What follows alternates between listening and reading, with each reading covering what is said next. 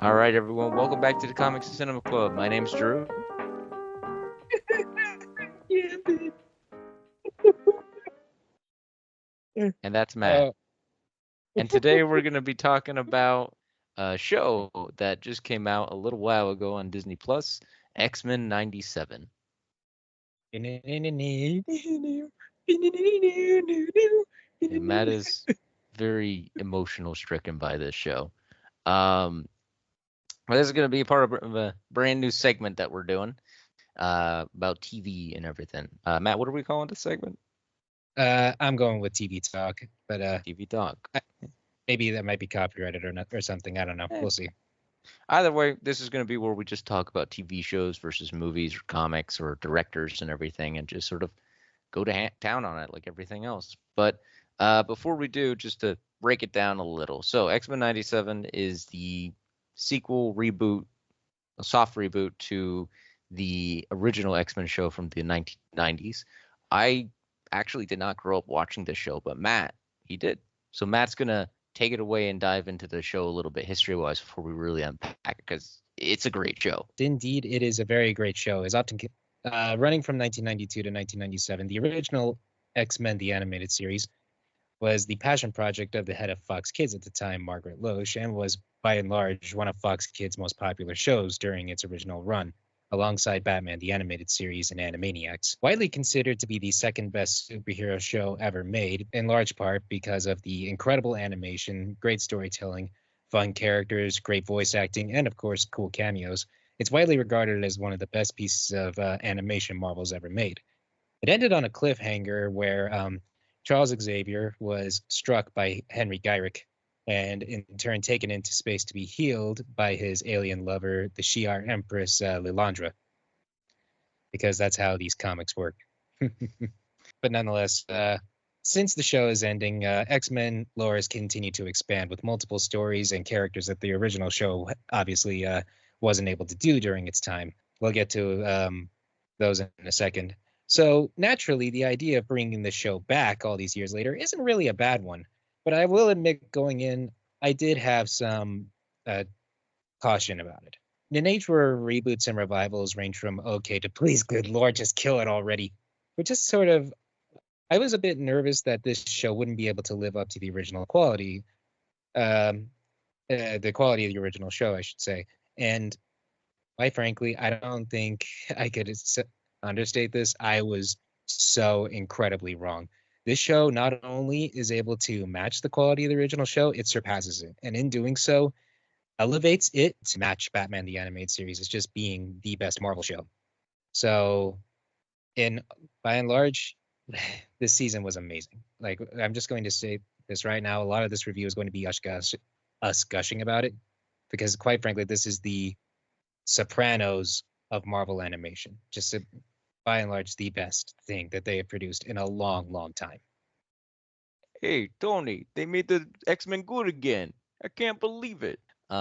And it's a very interesting comparison. I mean, I know you said it was like Game of Thrones level of X-Men or animated shows, and I definitely got to agree with it being like that good of animated stuff because I never watched the original show as a kid. I watched it a little bit with Matt because he would have it on when I was at his place. We were around each other. But the biggest thing to me was just how they were able to make the show feel so mature and able to just tackle these really heavy topics. This is always what makes me laugh when I see people comment about the show and say negative things because people keep saying this show made the X-Men woke. I can't believe it. And it just makes me think like, yeah, they really made the X-Men woke. You want to know where the first instance of the X-Men being woke was?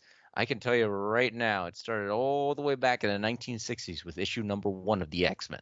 They've always been woke, but in a good way, if that makes sense. You know, they're always tackle heavy topics in a really tasteful manner that doesn't overdo it or anything.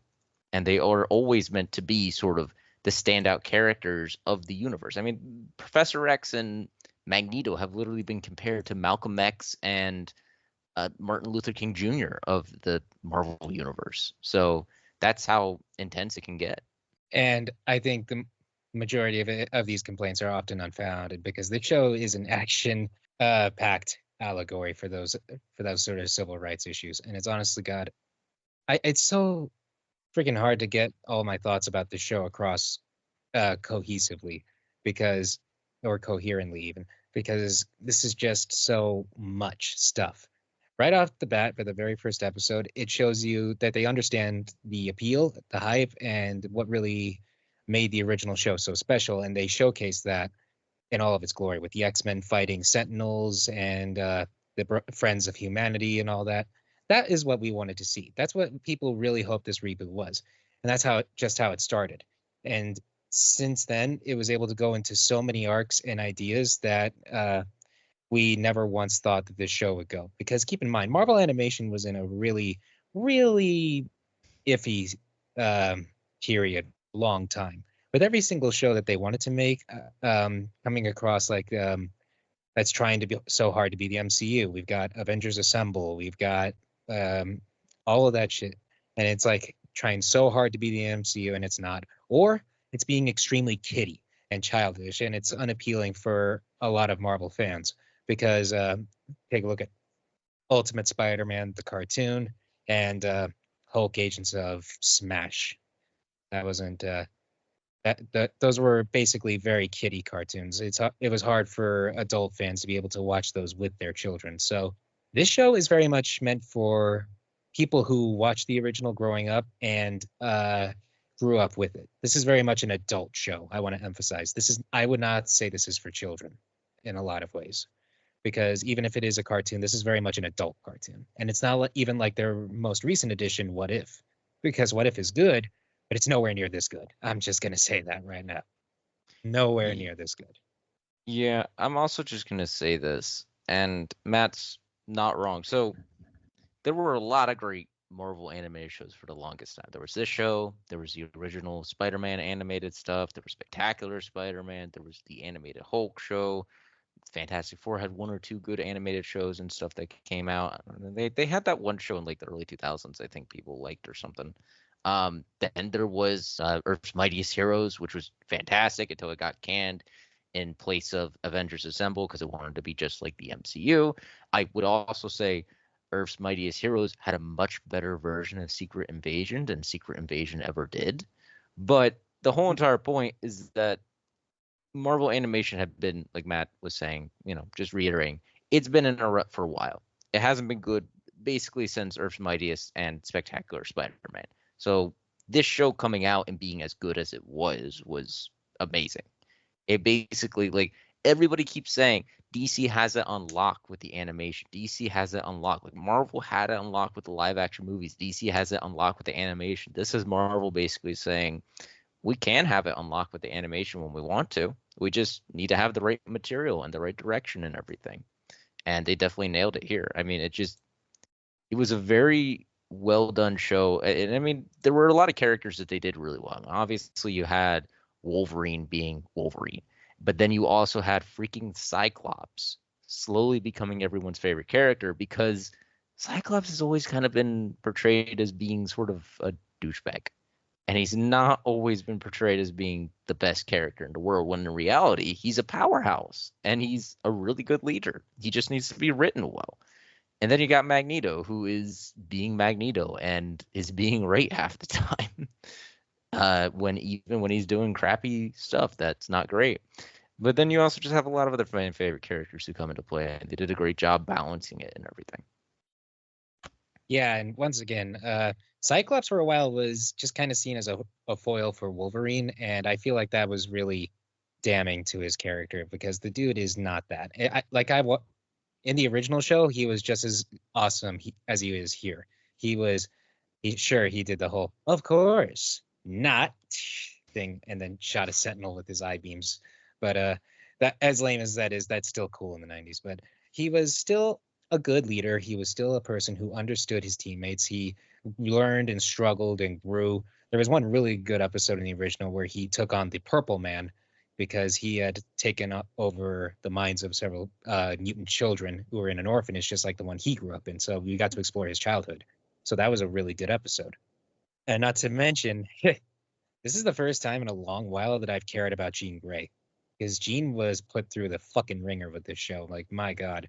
And not only that, we were able to even do Madeline Pryor, which the original show was not able to do at all because I think she was pretty new by the time the show was coming out. So we weren't able to get to that, or things like Excalibur, or even really diving into X Factor or X Force. They were there, but they weren't really delved into well. Yeah. But here, Jean was like given so much development and character, and her relationship with Cyclops was just challenged so much because of so many things that aren't even their fault, that it was just so engaging. Like, I have not felt this engaged with a Jean Grey in a long, long time. And not to mention, my favorite of the X-Men, Storm, was it given an incredible arc with her, in essence. Well, we'll get into more spoiler territory later, but in essence, she learns more about her identity and place in the world as a mutant and as a leader. And I swear she continues to be my favorite of the X-Men for a lot of good reasons. And in many ways, she and Cyclops both should be the leaders of the X-Men.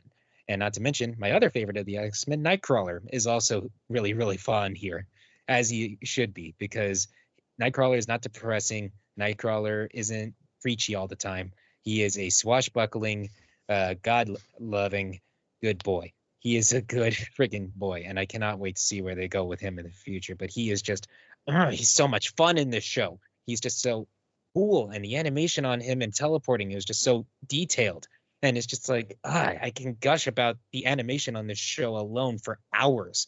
But nonetheless, we'll get into that probably in a second.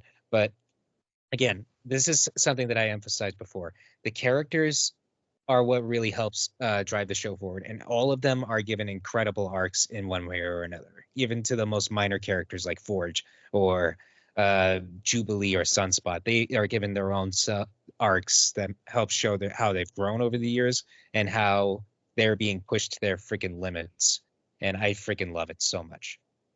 Yeah, the one thing I was gonna say, because you were talking about the Purple Man, I was like, oh, I had no idea that they actually like teamed up and like fought the Purple Man or something. That's crazy to me because he's like he's another Marvel comic villain that I didn't even know that they used in that. But yeah, they didn't even team up. Scott just took him on his own and had to like deal with that because he was on a Zuko alone journey, you know. yeah, that's fair. That's fair. The other thing I was gonna say is I feel like Cyclops was largely done the way he was because of the movies. And I mean, I freaking love the movies. I freaking love X-Men and X2 and all that. Well, not all the movies, but a lot of the movies that are good. You know, X1, X2, X-Men Days of Future Past, all that stuff. The Wolverine movies, except for, Origins. But I feel like the Cyclops in that, he was just sort of, like I said, depicted as being a douche. He wasn't really anything like special, in my opinion. He was just sort of this bland one-note character, while Hugh Jackman's Wolverine always took the center stage because he's Hugh Jackman's Wolverine. But then also, if you read the comics, in the comics, Cyclops sort of had a not great character arc where he basically became not a great guy. He kind of became the Magneto of the X-Men for a little while, where he went from being the hero to all of a sudden he was on the side of like the villains, and he became the Phoenix, and he killed Professor X. It was a whole thing. Yeah. But now he's kind of being returned to his glory days, which is kind of cool to see that happen. The funny thing about Nightcrawler is that I was just browsing around online, and I found two edits of Nightcrawler, one after the other. The first one was like him being all badass and jumping around and killing things and doing all this cool stuff. And then the next edit was just him being goofy and being silly. And it's like, that's Nightcrawler. Nightcrawler is the embodiment of like, he can be goofy and silly and cheerful 1 second and then serious when he needs to be. He's that great of a character. And again, it's all tying back to the fact that it's these characters that are going through this. I've told you this before. I don't think that this show would have been as impactful if it was a reboot of any other of the X-Men cartoons, because they've had several since the original show was ended. There's X-Men Evolution, there's Wolverine and the X-Men, and sure, as good as those are, I don't think that it would have been as impactful if it was them, because we spent 30 years watching these characters on reruns and so many other things that it it helps so much to see these characters going through these arcs and these trials and tribulations. That really helps sell the show and helps come across like this is Marvel animation evolving, like this is them changing and growing with the audience in a way. So as good, and also the X-Men Evolution isn't that bad. We might have to do an episode on that one day, like way off in the future. But like that Scott and that one wasn't that bad either. And not to mention they were able to completely sidestep the whole love triangle he had with Logan, because Logan was portrayed as being much older than both of them. And I know he already is, but not in the same vein. It's not like Jean and Scott are both in high school. Okay, so they went with that. All right, so they didn't want Logan to come across like a Namor or anything, or Deathstroke or whatever. So let's just stop right there. But nonetheless, again, it's the fact that it's these characters going through it. That's what really I'm trying to emphasize. Is that these characters are ones we spend so much time with and so many adventures with already, that seeing them grow and go through this is what makes the show so special to me. You know? Yeah, what would have made it better though? It just would have made it so much better if they had Namor make a cameo. You know, he's such a good character, right, Matt? Don't you just love Namor? He's flipping me Oh, off. oh, I'm sorry. I'm sorry. I didn't know how this thing worked. For the record, because you brought him up. You brought up Namor. Namor is one of Matt's least favorite characters in comics. For You know, reasons are actually pretty obvious, because he's just kind of gross. honestly, one of my least favorite characters in fiction. And honest to God, I expect him to make a cameo in next season, because uh, this show is filled with a whole lot of fun cameos, just like the original. And unlike Yeah. before, where they had to sidestep a whole lot of copyright laws, so they couldn't say any characters' names, even though they appeared and it was kind of obvious who they were, and just keep cameos to the minimum. Like you only see Spider-Man's hand in one shot in the original show, and then others were just like there for a frame, and then they had to immediately cut away before the censors picked it up. Because I actually went to a convention where the original showrunners, Eric and Julie Lewald, talked about all the hardships they had making the show, and that was one of them. But it doesn't seem to be a problem here anymore, because now we got the cameos full on display with Captain America, the Doctor Strange, the original Iron Man from that series. We Morph turned into a whole bunch of versions of different characters like Hulk and Mr. Fantastic and all that. And most importantly, Peter Parker found his MJ. I think that now we can say we're getting to spoiler territory. But yeah, there's I'm a sorry. lot of no, there's a lot of great cameos in it. And I think that like I remember when one of the episodes came out, everybody was losing their mind because it was like Spider-Man was on the screen. It was like, oh, it's Spider-Man. And then the last episode was like, hey, we got Iron Man. Hey, we got Captain America. Hey, we got Mr. Fantastic. Hey, we got Doctor Strange. We got Black Panther. We got Peter Parker and MJ reconnecting from the original, like the 90s animated show. We got Morph becoming all these different characters. We got Psylocke. We got freaking Puck, who probably nobody knows, but Puck's a great character. A whole lot of different, like Silver Samurai, Omega Red, a whole bunch of like classic comic book characters just popping up left and right and left and right. And in general, they just did a great job with it not just being like, nostalgia bait or anything. They literally did it at the end of the show.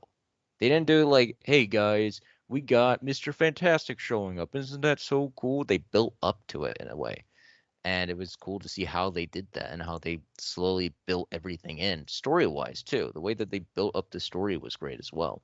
Yes, it was. And that was part of the charm of the original, because again, you couldn't say all those characters' names or have them even talk at all. So to see Rogue standing off with Captain America, just like she did during her one of her first appearances in comics when she took on the Avengers, and see her throw his shield way off in the distance and leave him to just find it in those mountains wherever it was. That's honestly really compelling, especially given her story arc throughout all this, which we'll go into in a second. But man, Rogue, man, she was put through the. I said earlier that Jean was put through the ringer, but no, she was put through a freaking road destroyer machine, like or whatever, just something that like a garbage compress almost, like a like a drill press. That's what she was put through. Like you take her and she put her head in a drill press, and that's the sort of shit that she was going through the entire fucking season. And I cannot, man, I can't wait till we get into spoiler territory to talk about it. But I think we I are in can spoiler guarantee you, it's territory, so all you could talk about it. yes, it's all Magneto's fault with that. So let's just say that. But nonetheless, again, this the characters and their care for them, the showrunners' care for them is totally on display here. And not to mention, it's all brought to life through incredible animation. When clips of the show were starting to leak online through previews and trailers and stuff, a lot of people said they didn't like the way their faces moved or like their mouths moved or their teeth, but it was something that they quickly grew on because every single frame is so action packed. Everybody moves so smoothly. This is some of the most amazing animation I've seen from them in a really, really long time in Marvel animation. Because before, the characters were really stick-like almost. Like they moved and were designed with very lanky frames and they moved slow. They moved in a way that was very unappealing visually. The frame rate was really low too. I'm not an animation buff, but I can tell you that much. Uh, this show though, it was so incredible just to see Logan's claws pop up or Garrett's energy effects slowly take over things, or to see Nightcrawler teleporting all over the place. It was just so well animated and so detailed. I just genuinely am shocked that something like this is coming out in this day and age from Marvel Animation. So it's really felt like it was evolving as well. Well, like it wasn't just going to the old techniques of cell shading and all that. It felt like modern, but also homaging the original. And if that makes sense. Yeah, like again, I haven't seen much of the original, but the way that they did the animation felt like they just took the original and updated it for modern times. They just did a good job where they're like, hey, this animation's already pretty good. Let's just, buff it out a little, make it look nice and fancy. We can still make it look retro, but it will still look cool. And then, yeah, like I think the best example is What If, because What If, also by Marvel Animation, it just never really looked that great. The animation for it was always a little weird and a little wonky and a little like Matt was kind of saying like stickish, and the animation never really matched up with the lips or anything. A lot of people try and compare this to the show Invincible, and I'm not gonna do that because I actually enjoy Invincible. I admit I don't agree with how they released season two, but people also need to have a bit of patience sometimes. Anyway, basically, I just think that they did a pretty good job with how they did the animation for this, how they made it look very kinetic and everything. Like Matt said, Wolverine's claws, the animation for everything else, it all worked really well. I got to talk about the music. I freaking love music when it is done right, when it's done well. And, I'm not just talking about the theme song. The theme song for the show is iconic as hell. But the fucking music, any single time it drops, I'm waiting for when it's available on Spotify because I'm going to add that to all my playlists and just blast in my ears because I love listening to that stuff. And the way that I always find it funny because horror movie composers always make the best superhero music. I'm not even kidding. The guy or like horror movie directors, whatever, because Scott Derrickson did a whole bunch of horror movies, and then he did Doctor Strange. And Sam Raimi is known for Evil Dead, and then he did the Spider-Man trilogy.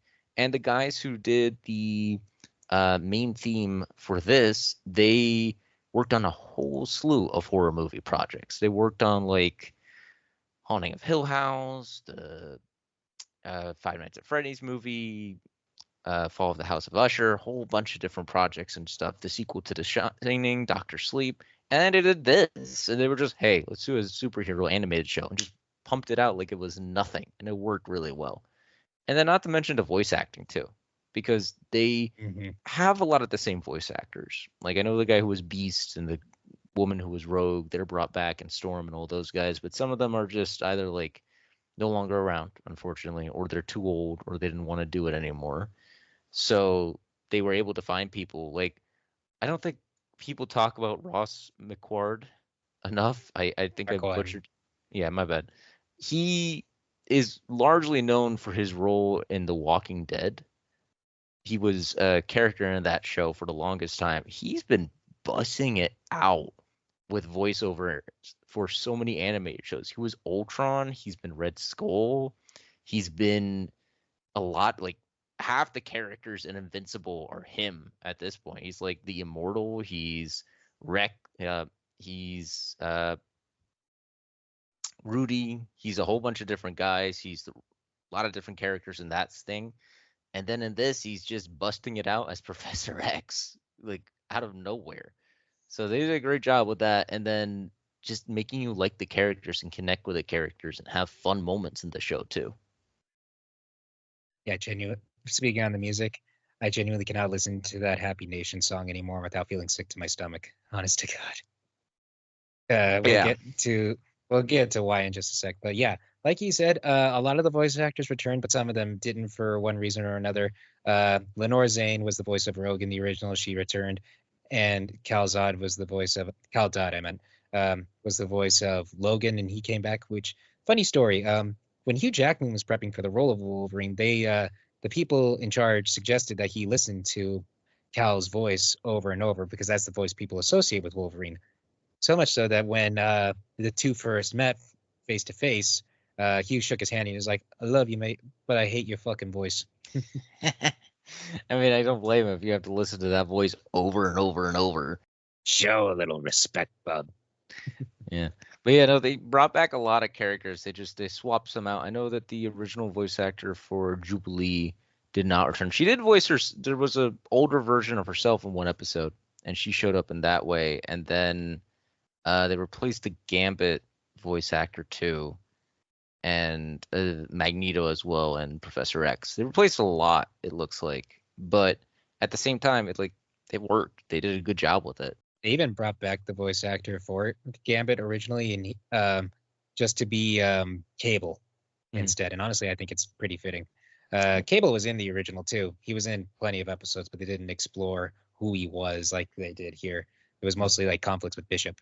But here he was a bit confused because he said, "Well, wait, why am I Cable? I'm Gambit." And they're like, "No, we're replacing Gambit for other story reasons and something or other." But it's so uncanny how they were able to bring all these voices back. Sure, some of them sound older because come on, it's been 30 years. It's like, come on.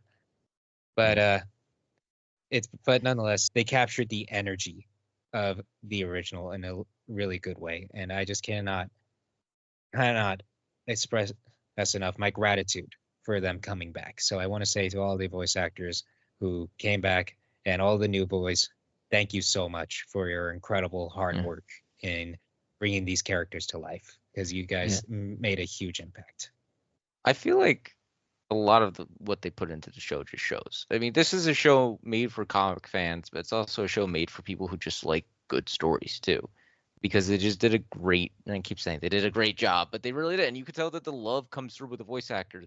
Someone else I want to talk about, freaking Theo James was the main villain in this. He was Bastion, who's a weird like tech guy. And I saw that he was cast in it, and I was like, wait, Theo James is in this? The guy who was in the Divergent series is in this? Like, really? Mm-hmm. And then he just kind of blew me away with how good he was and how solid he can be as a voice actor. And I feel like there are actors who feel like they need to do more voice acting roles or need to do more roles where they fit better, like as villains or stuff like that. And I feel like that's maybe something for Theo James. I don't know. Maybe I'm dead wrong, but I just feel like there's more that can, like, I'm excited to see what's going to happen with this show for the second season for sure. So am I, and I feel like Bastion was like a perfect villain to go with this because his story arc was Operation Zero Tolerance, which was a whole thing in the X-Men comics during the time that the original show came out. So they weren't able to do that, which is funny because they did a whole lot of original arcs too in the original show. I forgot to mention this earlier. One of the most famous X-Men arc of all time was The Cure, which is a big arc for a lot of X-Men lore, but it came from that show. So that's what I was emphasizing, because it actually first appeared in the comics in Joss Whedon's run in 2004. So really good run, and I'm glad that they were able to bring that to life here because it feels like they're like catching up with a whole lot of arcs that the show missed and wasn't able to do back then. So that I really appreciate, especially with the villain Bastion, who I didn't know a whole lot about going into it, but now that I do, he is fucking fun. I like this guy a lot. I don't think they're gonna bring him back but I feel like they made good with him this season. He was engaging. I feel like it was funny because when Theo James was cast, were like, oh, he's gonna play a fan favorite character, and then it was revealed as Bastion. I was like, who the fuck is this guy? And like, it wasn't in a rude way. It just like he showed up and was like, okay, who are you? And they did a great introduction with him too. Like they when he started like popping in, they play the song Purple People Eater, and it worked really Mhm. well with his character. And that can be attributed again to the music. They just did a good job with the song choice and the music and making it like fit with the scene, even if it was something as goofy as Purple People Eater. It actually felt like kind of menacing when he's, shaving Magneto and talking about how he can be malleable, like with people and everything. And god damn, this was such a well written show too. I don't know if I said that already, but holy shit, it was so well written for what it was essentially meant to be, like a kid show. And I guess that can also be said about the original. But it also made it more mature, and I think the most they made it mature was episode 5. Remember Yep, it. here we go. So for those, again, we're already in spoiler territory. I don't know who else hasn't seen the show or you haven't, but basically throughout the entire show, Magneto is built up in a really great way, and he's a great character in this show.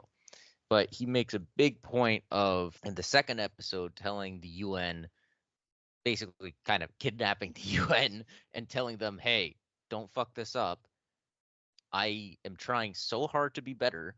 Do not let me down. And the reason why he's saying that too, I guess I should also explain, is because, you know, Professor X is like, oh, I'm gonna leave everything to Magneto because Professor X always has great ideas. I freaking knew I'm going to go on a little tangent here because I just need to.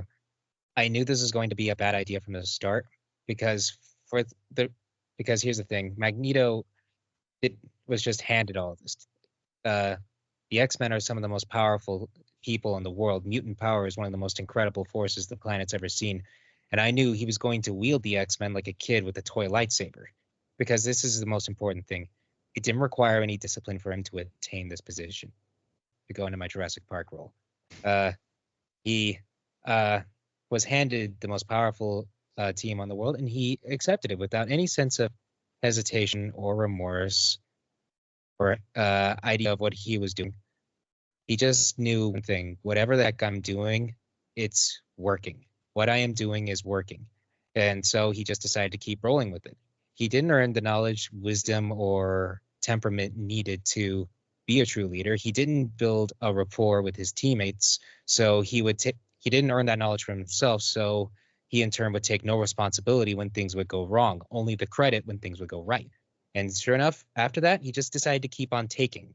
He kept taking, he took his innocence from his trial again because he just made a huge declaration. He took a bunch of mutants and put them on Genosha and painted a huge target on them with his declaration. And it just ended up basically blowing everything up in his face in the long run of Yep, things. Is and basically I'm just gonna, I'm sorry, I just really need to finish this.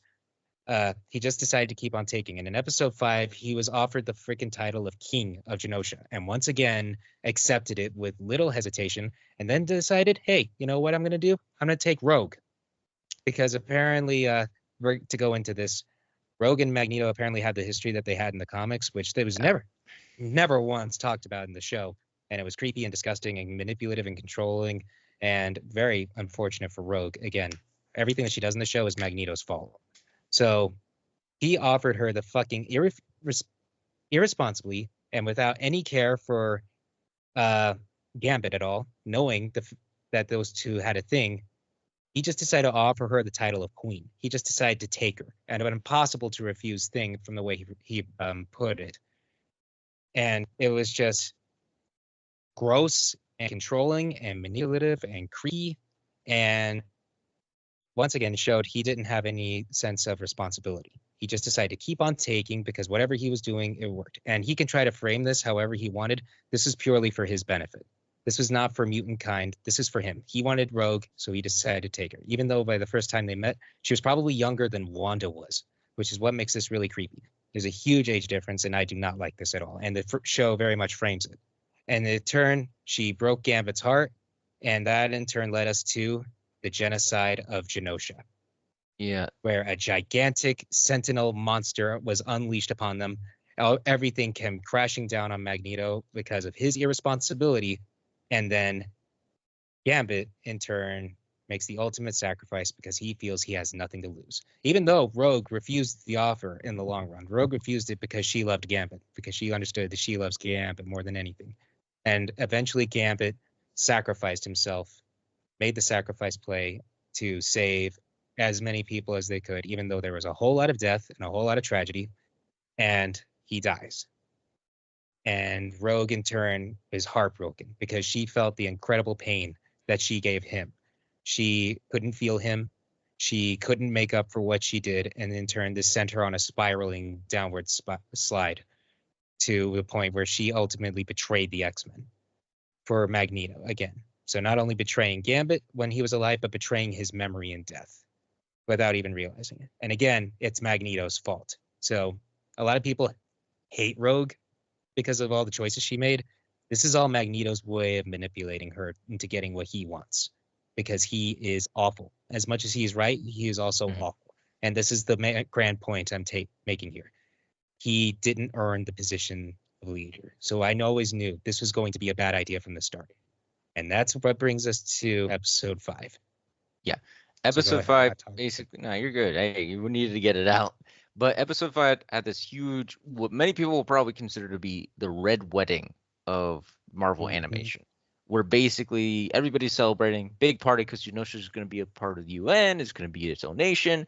Giant fucking Sentinel shows up, Cable tries to warn everybody, everything goes wrong incredibly fast. So many mutants are killed, so many characters are just killed like that. And then it all sort of leads to Gambit making the ultimate sacrifice, blowing up the Sentinel, saving everybody, and then the aftermath of it and everything like that. I can't tell if you're crying because he died or if you're crying because it's a beautiful show. Both, actually, but he'll be back. They teased in the end, with the return of a certain character, he'll be back because it's a comic book. Nobody stays dead in here.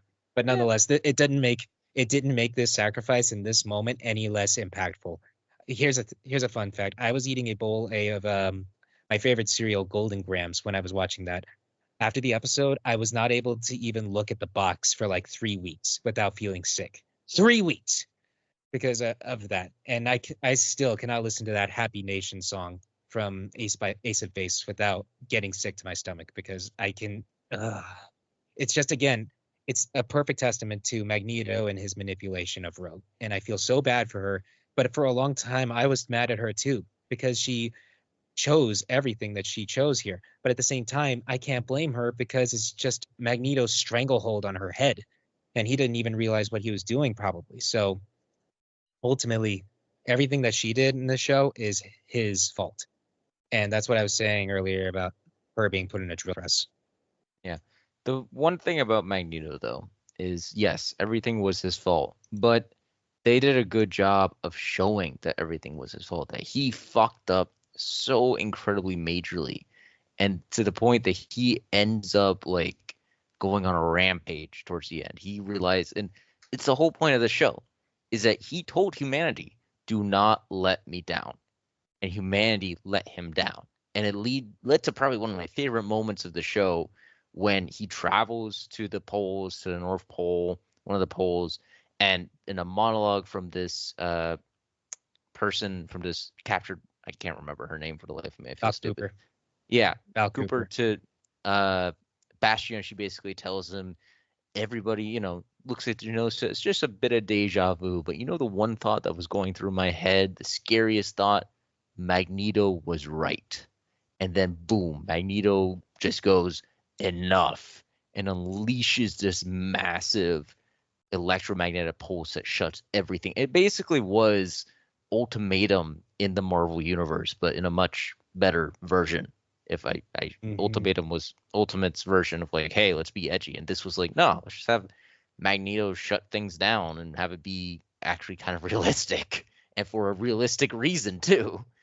It was tragic. It was emotional. It was everything that Ultimatum could not have ever hoped to be, and it is the culmination of him not taking any sense of responsibility because, again, it didn't require discipline to attain this job.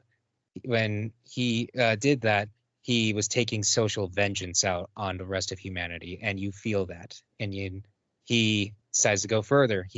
If his actions were to continue, so much life wouldn't exist. He wants to believe mutant life would still exist, but I don't even think they would either, because the world needs electricity. And then he decides to bring up Asteroid M. He tears the X-Men apart by filling Sunspot and Rogue's heads with lies. He did everything he could to divide the X-Men from during his time as leader, and then afterwards we just see that play out. And then eventually, Charles returns from his time in space because everybody pins the blame on him. And granted, yeah, it's a part of this is his fault too. He has some responsibility there, but he in turn tries to fix it by making Magneto turn the power back on. In a tease, kind of a tease for Onslaught, but we didn't get that. I don't think we're going to get that until after we do season 2. But nonetheless, we explore in the last episode a whole lot of Magneto's psyche. We explore what makes him tick, the trauma that he goes through, everything that he's been going through. So as much as you can reprimand these characters, as much as you can hate them, detest them even. Like I wanted Magneto to die like a terrible death. I wanted Rogue to be fucking arrested or banished or whatever, or do something to happen to her. But I just like, as much as you hate them, you understand them. You understand where they are coming from in so many ways. And I feel like that's part of what makes the show so great, because I haven't felt this emotional about a Marvel villain since Thanos. Honest to God. I haven't felt this passionately about a Marvel villain since Thanos in the MCU. And I just like, God, Drew saw me during that 1 year period between Infinity War and Endgame. I was plotting revenge on Thanos. I was plotting revenge on a fictional character for what he did. And I was the same way with Rogue and Magneto in the show, honestly. So again, for as much as you hate them, you understand them. And that's the mark of a good villain, in my opinion, and a good antagonist. And I really hope next season really explores him further and makes him realize that his pride was his downfall. That he needs to see that the world isn't about him, or that not every human is as despicable as he wants to believe they are. And here's a fun fact for everybody. I'm actually a mutant myself. You see, I possess a mutation in my hair that allows it to turn red when it gets too long. So in essence, I get natural highlight.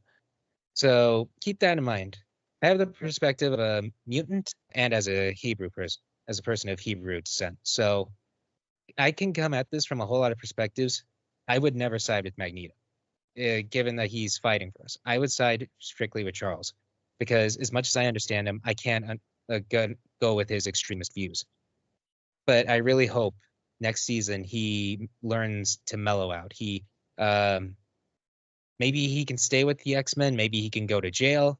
Maybe he can pay some sort of price. I don't care. I want them to just keep on this train of healing for him, not more pain and suffering. So that's what I hope for in the future. In general, they just did a fantastic job with Magneto's character. The way that they roped in his ties as being a survivor of the Holocaust, how they meant, because there's that scene where he's basically tied up and imprisoned, and you see the number on his wrist, on his arm, and everything, and how they tie that into all of it. Like, he's not someone you're supposed to root for. He's someone you're supposed to understand to an extent. You're supposed to understand him and realize that what he's doing is not necessarily the greatest thing, but maybe it's in some ways the best thing, if that makes sense. And he's just a very complex character that the show did a great job of showcasing. Yeah, he's a really tough character to try and understand and to get to know. And that's something I really liked about the show. It's very much, it's the way I can describe the show is it's the purest personification of X-Men lore that I have ever seen. Like this feels like it's more authentic than the comics can sometimes feel. So I really am excited to see where all of this goes, because at the end of the show, the X-Men were shuttled shuffled across space and time. Some ended up in the past, some ended up in the future. We're doing Age of Apocalypse next season because Apocalypse is back. He has made his return to this show because he was a huge part of the original, and now he's back. And we're going to get 4 Horsemen and a whole Age of Apocalypse storyline. And we're going to see, after that, hopefully, these characters continuing to grow and evolve. And once, spoiler alert, Gambit's going to come back because Apocalypse is going to make him the Horseman of Death. So once they cure him of that, he and Rogue will have a sort of understanding, since she was a Horseman too in one episode during the Cure arc, as well as Angel. So once that happens, I think they're going to have a very interesting reunion, one of which I can't wait for. Yeah.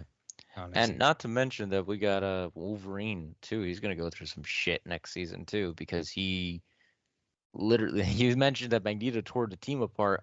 He literally tore Wolverine apart. Logan. He literally tore the adamantium from his bones. So we might see a noseless feral Wolverine next time.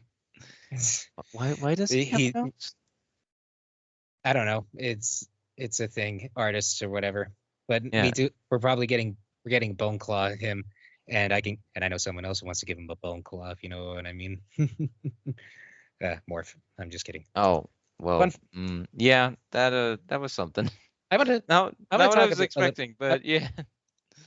I want to talk a little bit about Morph. I found them very interesting here because throughout the show, it's kind of implied that they've developed romantic feelings for Logan. And if you know the original show and how much Logan cared about Morph when they disappeared, because Morph was thought to be killed off in the first episode, and it was actually revealed they were alive. Sinister had them, and then they went through a whole psychological thing. Logan was the one who cared the most and did everything he could to find them. And after that, I think it makes sense that Morph would catch feelings in a way. And in the end, they just turn into Jean. Non-binary pronouns are hard for me sometimes, guys. I'm sorry. But anyway, they just turn into Jean and was like, Logan, I love you. Stay with me and all that. And I feel like that's their way of confessing their love for him. And I kind of find it really sweet because I just want to see where that goes. I hope that goes somewhere because they actually, Logan and Storm weren't accounted for. So I think they're all going to become Apocalypse's Horsemen too. But the others were shuffled across space and time. So again, a lot of character development that feels like it's carrying over from the original. It feels like this doesn't feel just like your standard revival or reboot. This feels like the original show coming back for everybody who grew up with it. And I cannot appreciate that more. So that's my 2 cents there. Yeah, in general, it's a phenomenal show that just feels like a once in a lifetime sort of thing. Not maybe that's not the right word, but it just is a unique show that probably should not have worked and probably should have fallen flat on its face, but managed to defy the odds and be a fantastic and really well written show. A show I want to compare to real quick was the Animaniacs reboot. Animaniacs was Fox Kids' other biggest shows, as well as Batman. When it got back, it was good. It was all right, but I feel like a lot of the humor didn't match the original runs because the original was a bit more raunchy, a bit more inappropriate, whereas this one wants to be, but it feels like it's being held back by certain things. But this one, true, blows Animaniacs way away, and I love it. And I don't get me wrong, I like the Animaniacs reboot fine, but we got a clear victor here. Just saying. Yeah, and I definitely feel like this show it had a lot more going for it. It had a fan base that really wanted the show to come back, and it came back in a big way. I think a good comparison would be, like a positive comparison would be Clone Wars, because Clone Wars went away for a long time, and then when it finally came back, everybody was on board with it, and they were able to tell an incredibly mature story. And I think that the reason why the incredibly mature story works is because the audience has grown up. And that is something that not a lot of shows really understand. A lot of shows will still try and keep the kid aspect of it, like 5 years later or 10 years later, when the kids who used to watch it, who were I don't know, how old were you when you watched X-Men, Matt?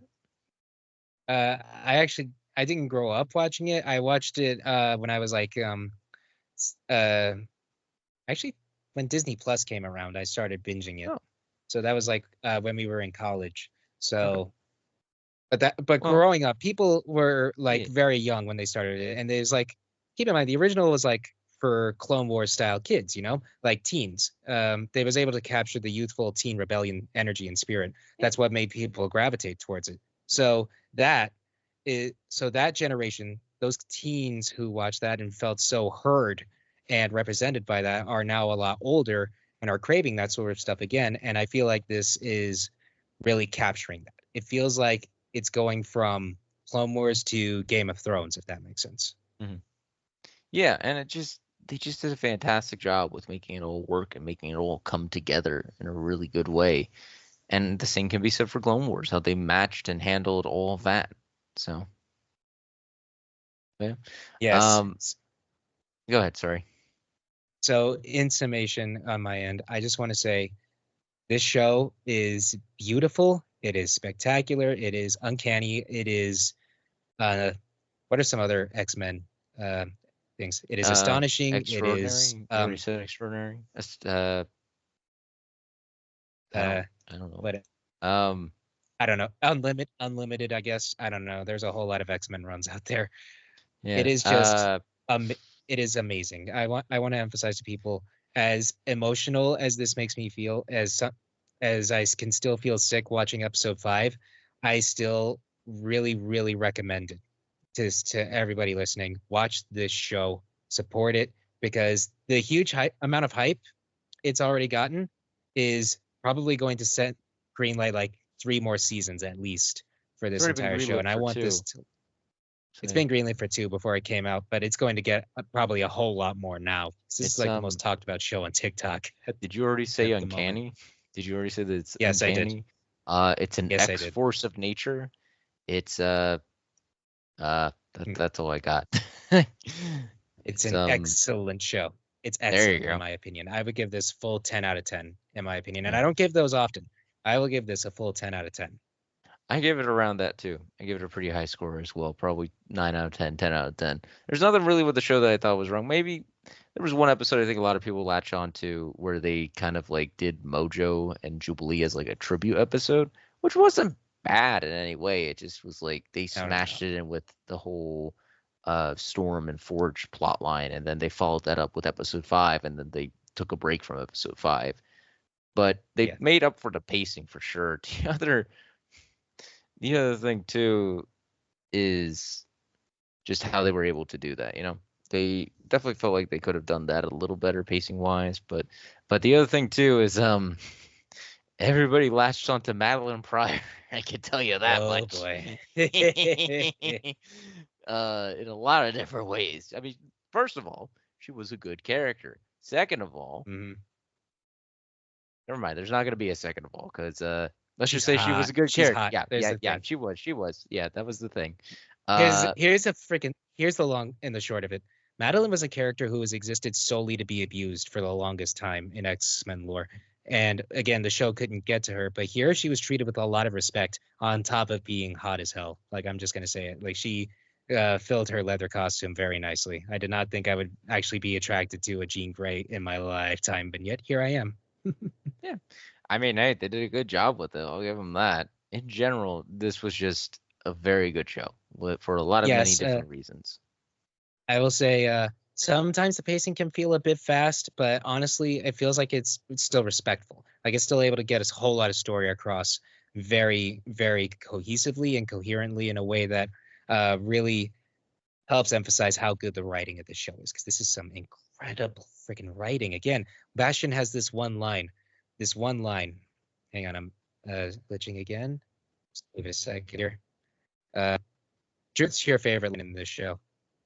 My favorite line, I think that my favorite line is Magneto's enough. I know that sounds like dumb and easy, but that whole speech that Cooper gives building up to it, it just hit really hard. Because yeah, like you were saying, Magneto was manipulative as shit. He was not that great of a character, but when it came down to it, when he like unleashes his anger, it definitely stands out. Yes, it does. And so now that I'm clearer, now that I want this to get across, Bastion has this one line. Uh, when you have no stake in the game, apathy is your only response. And I'm like, wow, Yeah. whoa. The show was written probably like 2 years ago, so they have no idea how current and timely this would be Yeah. in modern culture. Or maybe they did. Maybe they knew, because this is fucking timely and it is timeless at the same time. That's like one of my favorite lines I've ever heard from a villain. Also, Yeah. speaking of villains, OZT. OZT is like the main threat. We have Doom and Zemo here. Doom and Zemo, yay! I like him. Anyway, so to sum up, sometimes the ride can be a bit fast, but it's also very coherent. And that's something that I really want to give praise to. It's able to tackle a lot of stories so coherently, and I love it so much. Yeah, when it needed to work, it worked really well. That's what matters the most. But I think that we've basically said everything we wanted to say. This is definitely going to be a longer episode for sure, but I think that it's worth it 100% to talk about this show. And next time, we'll be talking about some other stuff for sure. I think we got a director's section up next or something like that, or maybe something else along those lines. But anyway, thank you guys for joining us. Thank you for letting us talk. What a lovely day. What a lovely, lovely Oh, day. yeah. Well, yeah, that guy. We're definitely going to be doing something along those lines for next time because that movie came out recently, Furiosa. But anyway, it was great talking. Thank you all for listening to us, and we hope that you stick around for the next one. All right, see ya. Copyright.